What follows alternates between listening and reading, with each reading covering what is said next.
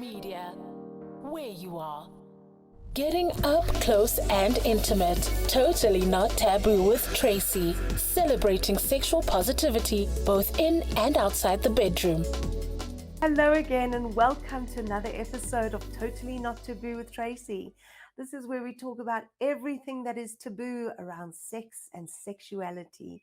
So I ask you again to join us with an open mind and just to be ready to take in whatever is said and sift whatever feels good for you, leave behind what doesn't feel good for you, and just experience a lovely conversation.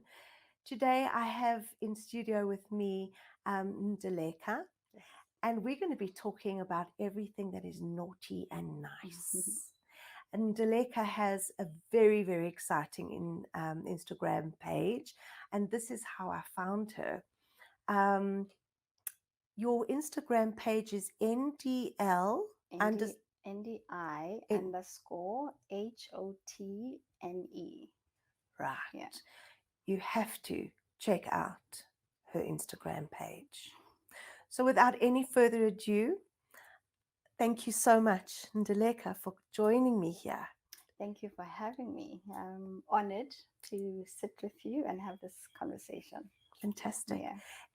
It's going to be a very spicy conversation. And so hold on to your seats. Ndileka, please will you tell our listeners, our audience, what it is, who you are, and how you traveled this journey to do what you do. Yeah. So go for it. I'm Ndileka, and I'm a certified sex and intimacy coach. And I offer the service through sexual education, sexual health education, and intimacy coaching.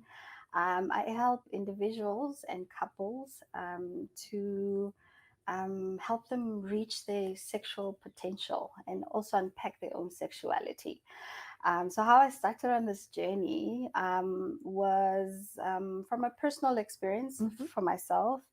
But I randomly stumbled upon it. I was sitting in a bridal shower, my friend's bridal shower, and there was a lady who was selling sex toys to us. And I remember just sitting there, and she was just going through the toys, but she wasn't captivating us. I think she was losing us as she was, going through her presentation. And I remember saying to my friends, I can do this better. And my friends, knowing the type of person I am, because I'm expressive, I'm comfortable talking about, anything under the sun. They were like, actually, you can. And I remember just like the following day, just Googling online and just like looking for ways on how to, get into the business of doing what she was doing. And then I signed up with a brand and I started selling sex toys. So the brand was all about women empowerment. So they had private parties for women where obviously you go and you showcase the products and you teach them about the products. And I started doing that. And after like a few parties that I did and meeting different kinds of, women and groups of women, there was one common thread in the parties, and it was the kind of conversations we were having, and the kind of questions they were asking me was about sex, relationships, intimacy, and their own bodies. And I quickly realized that yes, sex toys are great, but there's a deeper need and a deeper lack of information and knowledge, and that's where the passion started. And I was like, I feel like I am, or I can be, the voice for these women and give them information and equip them with as much information as possible so that they can empower themselves and make informed decisions in their lives about their sex and sexuality and relationships. So like you'd find someone asking about their own vagina and they didn't know where the clitoris is, or what the whole anatomy is called, or the genital area is called. And, we take that information for granted because we think it's common knowledge, but it's actually not. So that's where the passion grew. And that was actually a chance for me to go into self exploration for myself for sexuality, and I empowered myself. I went to take courses about sexual health, and I did a course at the Indiana University, and I also did counseling courses because I realized that I'm dealing with people, so I needed to know how to handle people. I did research, and through the research, it gave me an opportunity to also grow sexually for myself and explore other things and other avenues. And yeah, and I then started the page about, I think, in 2017, towards the end of the year. And I honestly didn't know what I was doing actually online because I was just like, okay, what am I trying to do? And how am I going to get through, to people in a manner that they can relate to? And I mean, I followed international pages and I looked at different ways and how Americans were doing it, but they're a little more advanced than we are as a country, because we're still a little conservative. And that's when I started creating a brand around how I communicate, sex and sexuality and about relationships. And that's why my page exists, and it's as loud and expressive That's and sure. in your face as it is. Nothing is sealed. Everything is talked about, from different sex positions to how to perform certain things, how to explore certain things, polyamorous relationships, polygamy, monogamy, so I look at everything under the sun, under the umbrella of sexuality, and people related to it quickly. And I do get a lot of feedback from everyone. People are still a little conservative because they don't engage on the posts, because they feel like people are seeing what they're writing. So I get a lot of private messages, people asking me personal questions, Yes. and then we engage in that manner. But it's been such a beautiful journey, and it's still growing, and there's still more to do. And I hope to reach a lot more people than I have now. Yeah. Fantastic. So there's so much in what you've Yes. given in an introduction, so many questions I have. So going back to that party, and you sitting there and thinking to yourself, I can do a much better job. What kind of attachment did you have, or connection to your own sexuality did you have at that stage? So I've always been an expressive person and in touch and comfortable in my own sexuality. I've been comfortable talking about sex with anyone who's, comfortable to talk about it.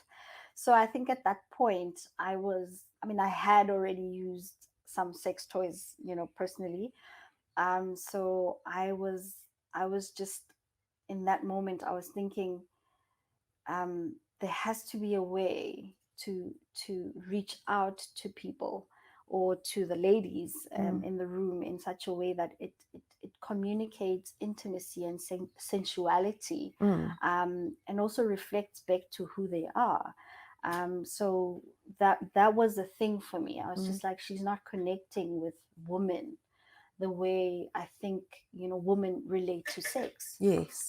It wasn't just about the toys. So at that time, in that point in time, I was like, there's something missing. Right. A connection to how we women relate to sex. Got it. Yeah. Because when you're doing this work, you have to be walking the talk. Yes.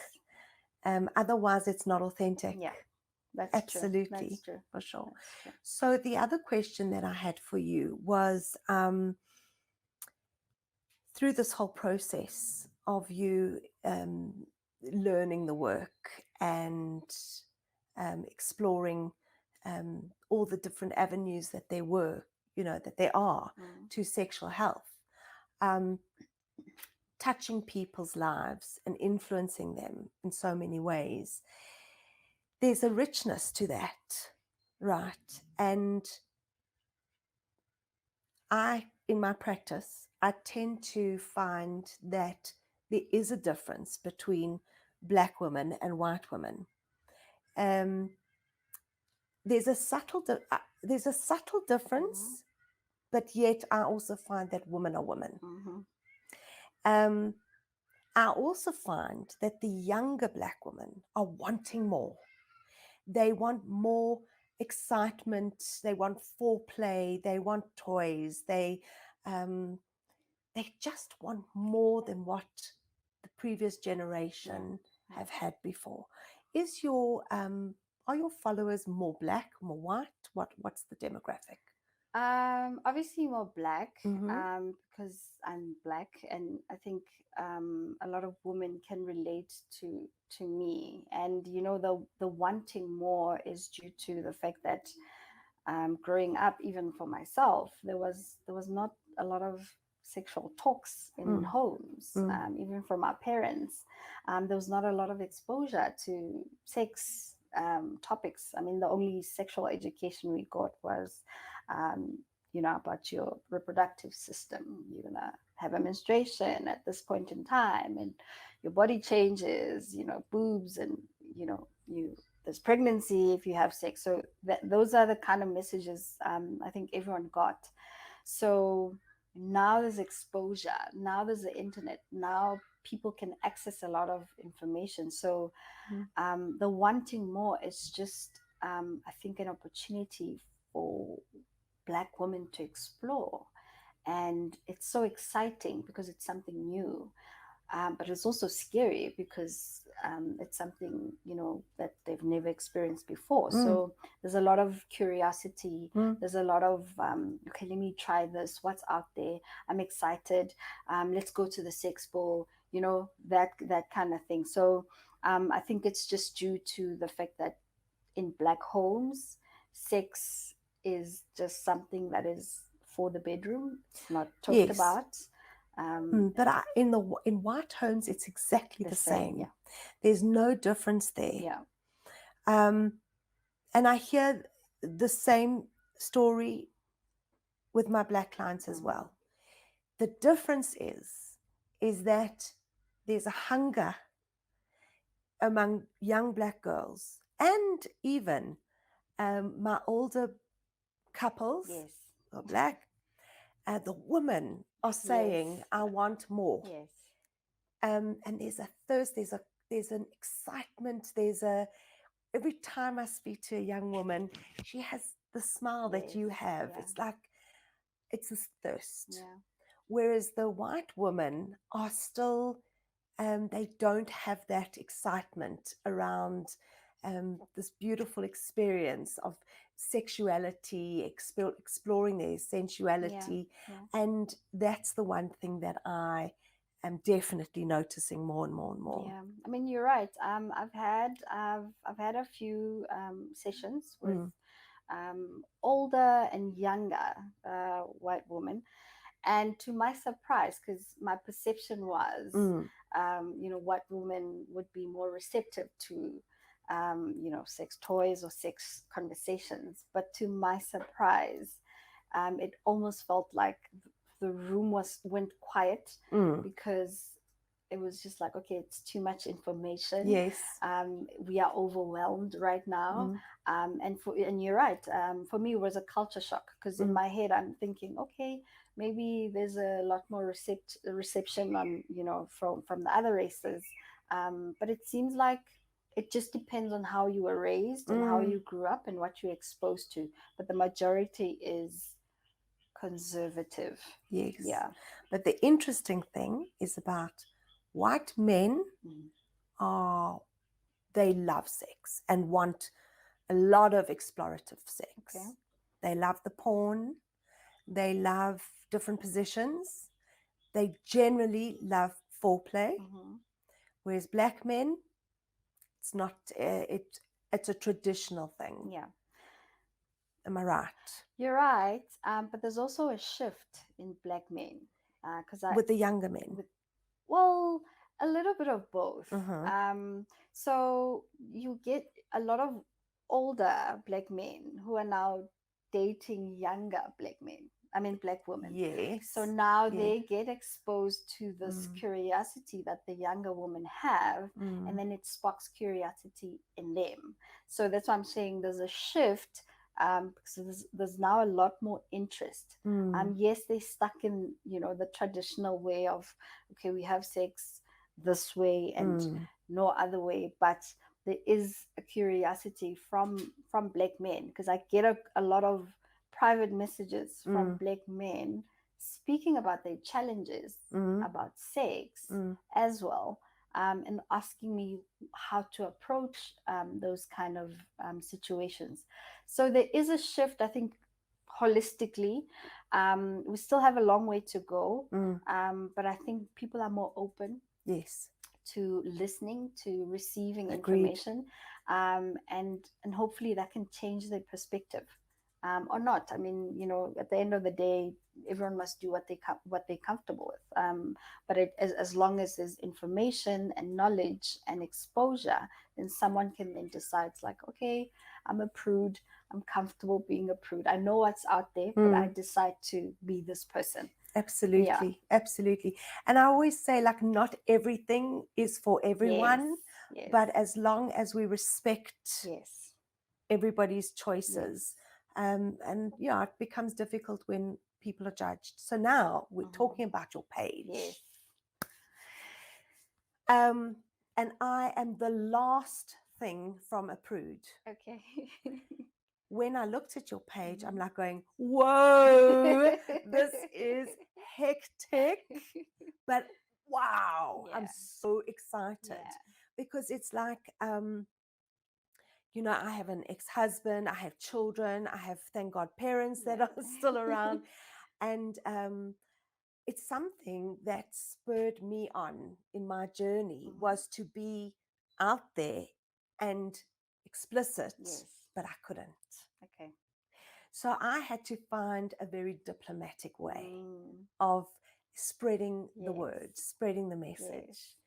And what I love about you is that you are so loud. And did you get flack for that? I mean, I do, from, especially when I started, because people were like, oh, why are you always talking about sex, like, all the time? And I think people didn't understand, what that was about. But I think, like I said before, I was just comfortable in me and my own sexuality, that I didn't think about what or how people would perceive me, or what people would say, or what my family would say, or overthought it. I was just like, this is what I'm comfortable with, and I want to create a safe space for people to feel like they can express themselves in the same way, without judgment, without shame. And I it took a while, but I think to the point where it is now, people are comfortable with the kind of content that I put there. Yes, it's shocking sometimes, but they're open to, like, okay, when are you posting? When I'm not posting, it's like, okay, when are you posting again? Like, give us something. It's like they're looking forward to it. And I think maybe I'm that voice for everyone, or I'm that expression for everyone, because they can't do it themselves in their lives, just like you just mentioned, that sometimes you're just like, okay, let me play it safe. But it's because of what's happening around you. But for me, I was just like, this is how I'm going to present myself. How people perceive me has nothing to do with me, but it's a reflection on how they feel about sex and sexuality. And people project a lot. So I chose to shut the noise out. Such courage. And I mean, there are some scenes on your page where people are simulating sex and self-pleasure. And gosh, I love that picture with the woman having cookies and milk.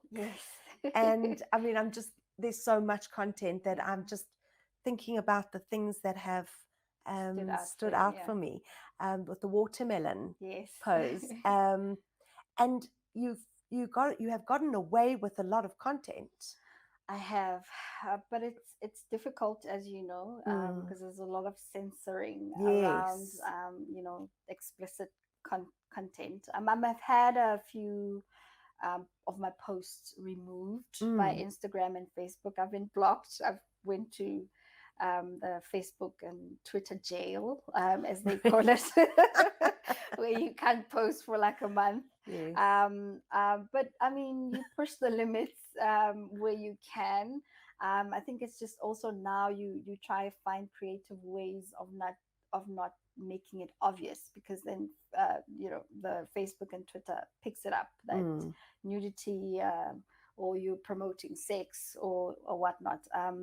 So it's a challenge finding content. It's a challenge putting it out there. But I always push myself and see how can I be creative about it. That's why I would use the cookies, or just like visuals, or fruits. I use a lot of fruits as well, just to like depict what I want to, with the message to say to people. Yeah. And what I also love about your content is that it's shocking, yet it's appealing, or it makes it something that your followers can, it's like, it's taboo, so taboo, yet it makes it relatable to people. Even if they're afraid of self-pleasure, it's something that they can connect with, especially if they're following you. If they're not following you, it's because it's like, oh, no, this is too much for me.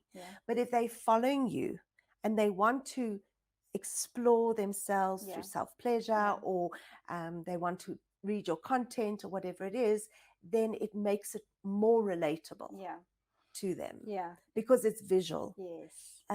So, and there's such a experiential feel. I think that's the word I'm looking for, an experiential feel. You're right. And that was important for me to, because there's also a thin line between you're just being dirty and over sexualizing everything, but I wanted to make it clean, so that people can also talk about it when they're with each other, even if the post is out there or explicit. But the content, or the what you call it, the messaging around it or behind it makes sense, and it's like, okay, I can actually relate to this. Yes, the visual, I get what she was trying to say, but this is what she actually means. Well, there's nothing like a controversial topic to get people talking. And that's why we engage, that's why we do what we do, right? We want to get conversation going. We want to educate. We want to put it out there to the public. And what's also struck me as you were speaking is that, isn't it ridiculously crazy that on Twitter, for example, there are no holds barred on watching a hijacking, using guns, a murder, but we cannot watch pleasure taking place or nudity. So this is, in my opinion, how sick media is, media censorship is. And instead of being able to observe sexual pleasure, which is what we are really essentially on this earth for. I mean, sex is good. Sex makes us feel good. If it's done in the right way, with the right intentions, it just makes us feel good. But they're prepared to censor all the ugly sides of life. And that is just so sad. It is. But I think it's because they want to use our bodies in a sexualized way. But if we use it for educational purposes, then it's a problem. I mean, the censorship of the nipples, something as simple as that on the woman's body. But the male body, there's topless pictures all over. but the nipples are not hidden. But Mm. once you post a picture of a woman and the nipples are out, your picture gets taken down because it's inappropriate. So yeah, I think we are where we are because of media as well, and the messages or the messaging that they feed to us about sex. Sex sells, and it's a Yes. form of exchange. Mm. Sexy body with alcohol or lipstick and cigarettes. Mm. But Cars. cars, it sells everything. Yes. However, when we just want to talk about vaginas and penises, then it's an issue, which Yeah. does not make sense. It Yeah. does not make sense. Crazy stuff. Yeah. So we are talking about all things naughty and Yes. nice. And that definitely does relate to your post. It's naughty, but it's nice. And your followers, what is the majority? Who are the majority? Men, women? So there's about 70% women and 25% men. That's interesting Yeah. as well. Yeah. And Very age interesting. groups from 18 all the way to 65. So there's a variety of different, Very interesting. groups of people. Yeah. So how far would you say your reach is? And when I say how far, do you do group educational presentations, workshops? Yeah, so I do group presentations. I do, like I said, one-on-one sessions, individuals or couples. I'm about to start workshops. Mm. Um, you know, the challenging thing for me Mm. is, and I mean, there's other people who do workshops and stuff, but my main focus is to get information out there. Mm-hmm. So I'm trying also not to put, when you put a cost factor, Yes. then immediately you're putting a red tape for other people who can't afford it. So I'm always looking for ways to reach people, and just educate people in ways that is easier to access the information, because once you put barriers in it, then you're defeating the purpose. So Are you talking about financially? Financially. Yeah. So obviously, yes, it's time for me, and yes, I would like to make money from it, but at the end of the day, my main purpose for doing this is to help people. So I'm trying not to deviate from that. I get it. I mean, I'm a social worker, and gosh, it's been such a hard journey. To be able to say, to value myself, Yes. in a monetary way, because I started off in my life just wanting to help. Yeah. And even in this, I wish I could give away my information for free. Yeah. But at the end of the day, I'm an expert. Yes. Yeah. And I have studied. Yes. And so therefore, if I want people to value me, I have to value me. Yes. And therefore, my services need to be valued through payment, through an exchange of, valuing that this is information that is, it's not thumb sucked. Yes, it true. is education based. Exactly. Yeah. So, and I get exactly what you're saying. Yeah. And we, as born empaths or help in the helping service, it's very difficult. I get you. Yeah, I think it's we just need to find a balance, I guess. Yes, have services where people can come to you and seek your expert advice and assistance, but also then give of yourself. Yes. In ways that you can, obviously, just to balance the scale. So I think that's where I'm trying to like find the balance. Be like, okay, cool. Yes, I'm running. It's a business, obviously, and I want to help people. And this is how people can reach me, pay for my time. But how am I also then giving back to the community, because I understand what the challenges are, and that's where I'm kind of like at the moment. Yeah. Mm. Yeah. I think people value you more if you charge, if you, Yes. Yes. if you, yeah, boundaries. True. That's true. That's true. That's true. We were talking earlier about your journey into this process, into this choice, Yeah. and being in a relationship while you were exploring this work, Yeah. which is difficult Yes. because, and as I relate to you, I could never have done this work and had the experience that I've had if I was in a relationship. Yeah.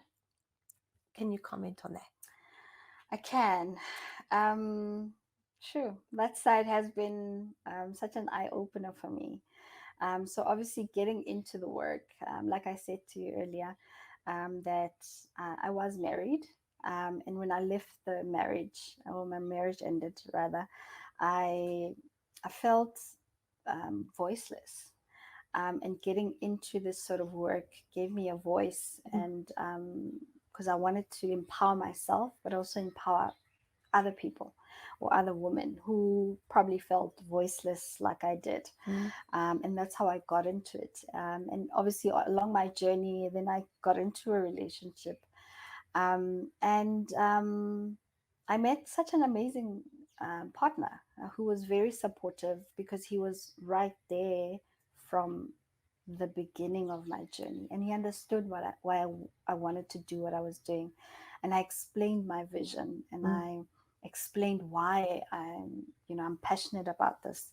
And he walked the journey with me, and it was an opportunity for the both of us to explore individually our sexuality, because he was also learning through me. I was learning as well along the way, and together it was such a beautiful experience, because we allowed each other the space to grow, explore, and figure out, how we wanted to move around our relationship and intimacy, and also define that. So it was a beautiful transition, walking someone who was as open-minded as I was, not so much in the beginning, but who Yes. was willing to, look at things from my perspective, and put himself in that position. So you do need someone, if you do get into a relationship, who's very open-minded, who's comfortable in their own sexuality, Right. and who's secure and content in who they are. Because a lot of challenges would be, talking to men, how men view me, because I know a lot of men sexualize me. If you look at my messages in the Facebook or Instagram, there's a lot of men who are asking if do you masturbate, like, oh, you like sex, huh? Oh, your man is so lucky to have you, because the assumption is I can't just be talking about sex, I'm having the greatest sex on the planet.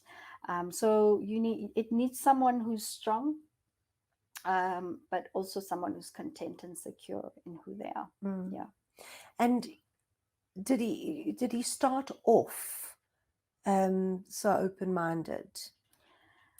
I mean, I think generally as a human being, he was an open-minded person. But obviously for him, it was a new experience being with someone who's doing this kind of work. And for me as well, this was new for me. And I think moving from, that knowledge that this is a new experience for the both of us, we kind of allowed ourselves to, be in the moment and allow, evolution to happen to the both of us, and for us to see what the journey brings out for both of us. So he was just open, and open to learning. Yeah, I suppose that was you had already said that it was a growing process with the two of you. Yeah. It's a very interesting journey indeed in terms of healing. Was there any healing that happened for you, sexual healing? So much.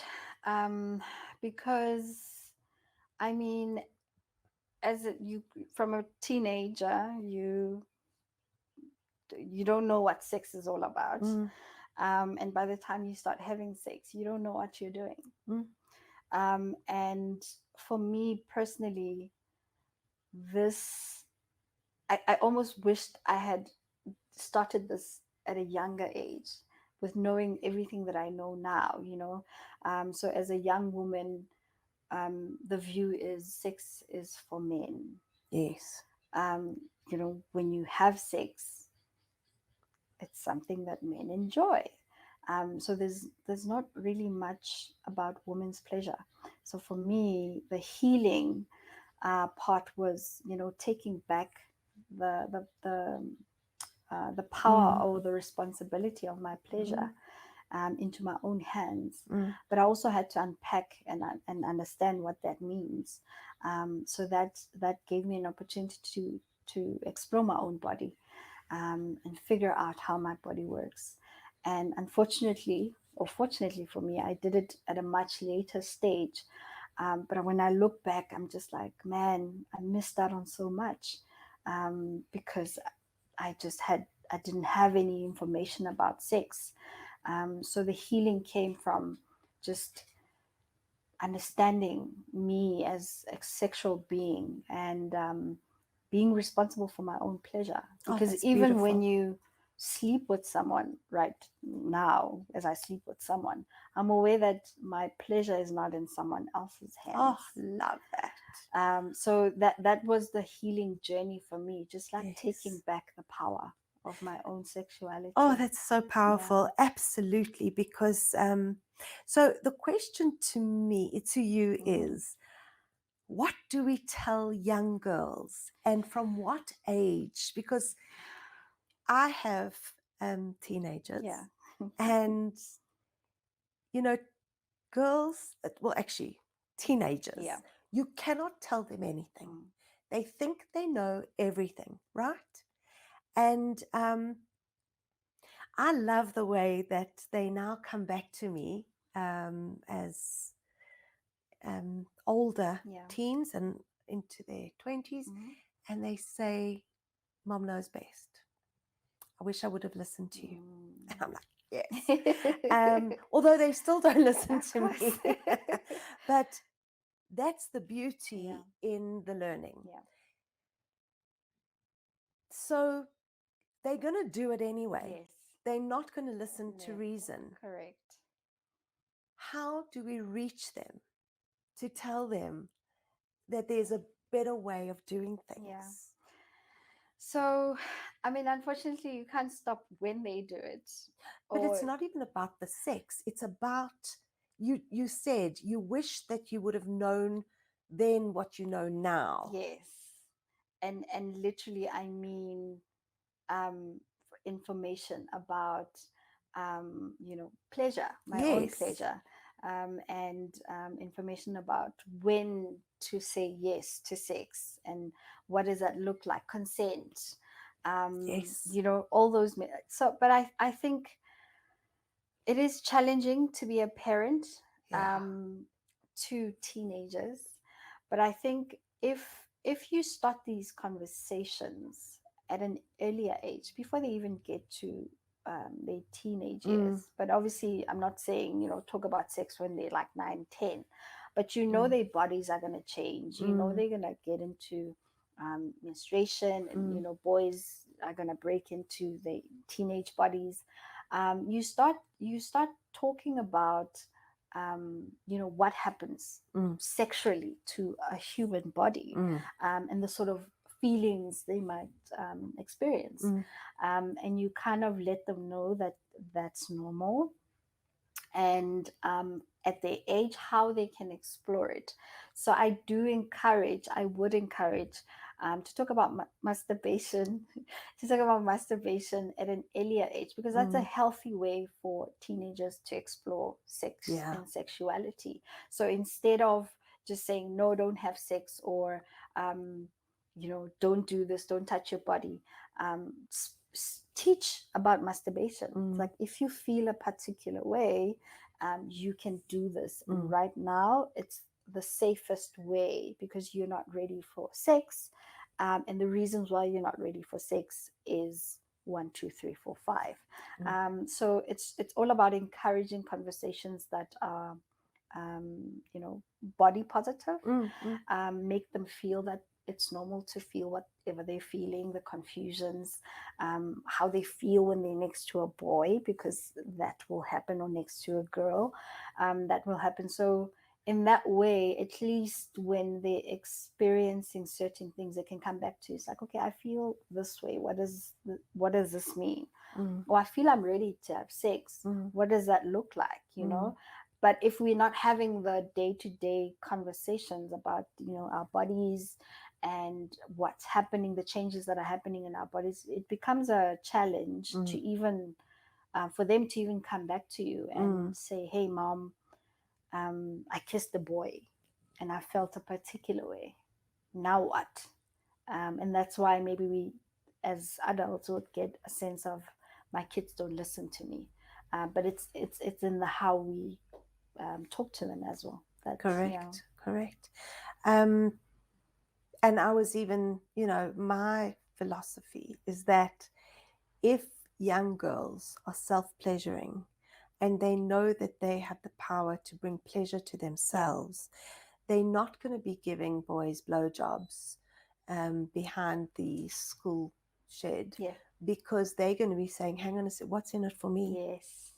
Yes. So, and I also like what you said, that if you have a sexual urge, especially boys, because they're more in touch with their penises, they hold it, they go to the toilet, they an erection is reinforced by the pants and the undies, whereas women aren't that in touch with their eroticism, at a young age, or even through their lifespan. But if they do have a sexual urge before they're ready to have sex, then encourage masturbation and sex positivity and body positivity.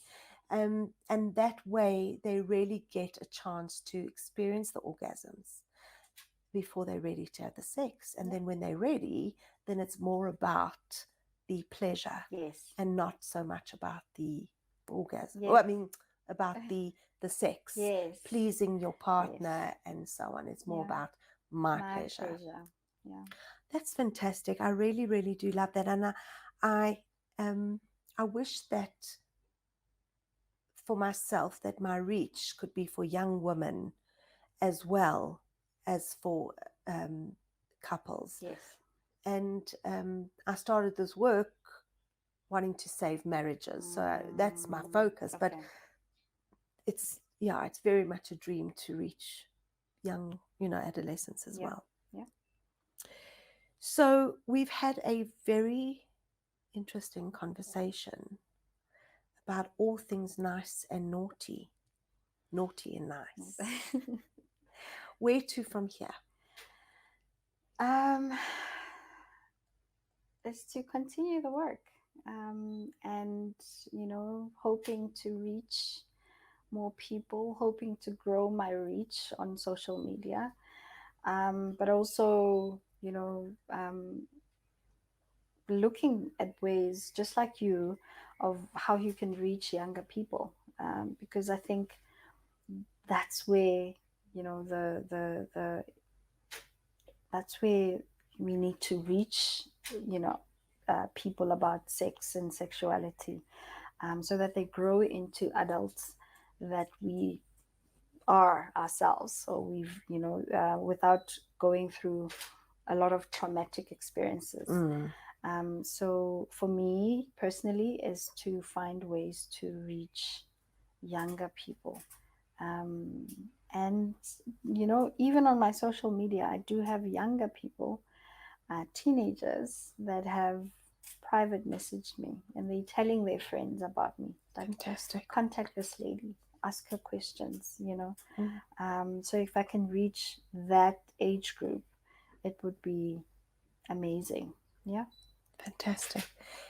In terms of, I just also had a thought in terms of religion. And the church. Do you know, or are you doing any work yourself with outreach within any churches? So I've had invitations Mm. to churches. However, it was obviously just female based, where the congregation would be having a seminar for women, and they'd invite me to come and talk about sex. So personally, I'm not obviously reaching out to religions per se, but they do come to me, and some religions are obviously open to it. But obviously, even on the day, I have to run down on how we're gonna talk about sex. But it's mostly pleasure based, more than Right. anything. But I try not to obviously include beliefs, Yes. or religion or religious beliefs in what I say, so that the information is not influenced by anything else, but it's just in its purest form, and everyone can just make the decision based on how or what they believe or how they feel. So I go everywhere. I go everywhere. Have you encountered trauma in your work? Sexual trauma, abuse, assault? I have, yeah. So I've met men and women who've experienced molestation and rape in their relationships. So it, my vision also is to have a safe space for those kind of peoples, so that we come together and we unpack the trauma. You mentioned also that you do refer a lot. Yes. So I work with The Couch. Yes. It's a psychology practice in Rivonia. Yes. And it's a psychology and psychiatric practice, and I'm affiliated to them. So all the clients that I coach, once I realize that they need either medical assistance in terms of psychiatry or further trauma therapy, I then refer them to the therapist there. Yeah. It's fantastic. Yeah. Amazing. Well, thank you. I mean, I've really enjoyed this conversation. It's been good. It's been great, actually. Yeah. Yeah. And it's been amazing to get to know you on a personal level, and to get to just get your journey, and just to hear about all the amazing work that you do. So thank you so much, Ndileka, for coming onto the show, to being with me. Thank you for having me. It has been an honor. Yeah. It's a pleasure. Thank you. So I hope that you've all enjoyed this episode on Totally Me with Tracy. And please tune in again for our next episode.